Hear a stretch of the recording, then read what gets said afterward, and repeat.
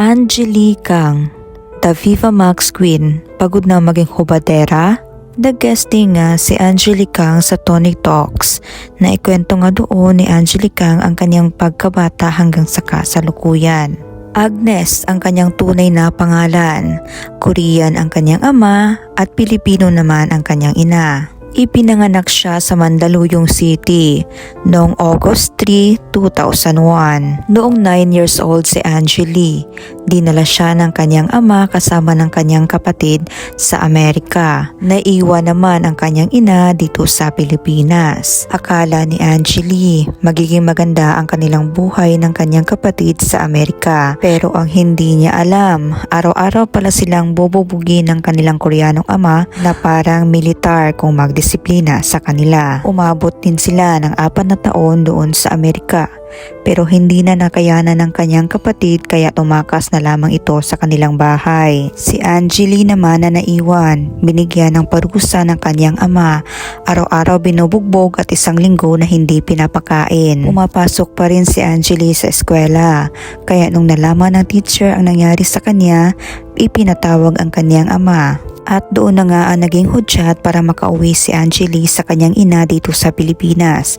Pagka-uwi niya ng Pilipinas, pinatingnan siya ng kanyang ina at doon na nga nalaman na mayroong depresyon at trauma si Angeli sa kamay ng kanyang ama. Pangarap ni Angeli nung bata pa siya na maging pastora kasi ang kanyang ina ay isa ring pastora. Pero nung lumaki na siya ay gusto niyang maging doktor hanggang sa gusto na niyang maging abogado. Nadiskubre si Angeli dahil sa hilig niya sa anime. Dumalo siya sa isang cosplay event at doon siya nadiskubre ng mga photographer. Ginawa ngang model si Angeli at doon na nagsimula na marami nang nakapansin sa kanya. Hanggang meron nang nag-alok sa kanya na kung gusto ba niya maging artista at doon na pumasok si Angeli sa mundo ng showbiz. Takot man siya nung una na gumawa ng mga love scene. Pero iniisip na lang ni Angeli na ito'y isang trabaho lamang. At ito rin ay may approval ng kanyang inang pastora.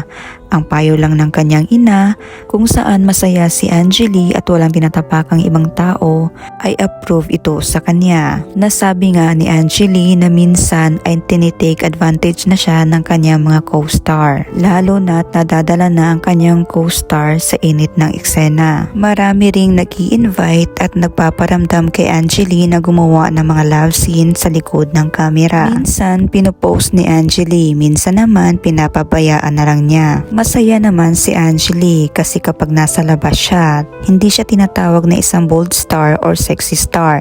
Tinatawag siya sa kanyang pangalan. Sa edad na 22 ay nakagawa na ng 20 movies si Angeli. Ang nilulook forward naman ni Angeli ngayon ay makatanggap ng awards. Flattered naman si Angeli kapag sinasabihan siya at naririnig niyang siya ay the Viva Max Queen.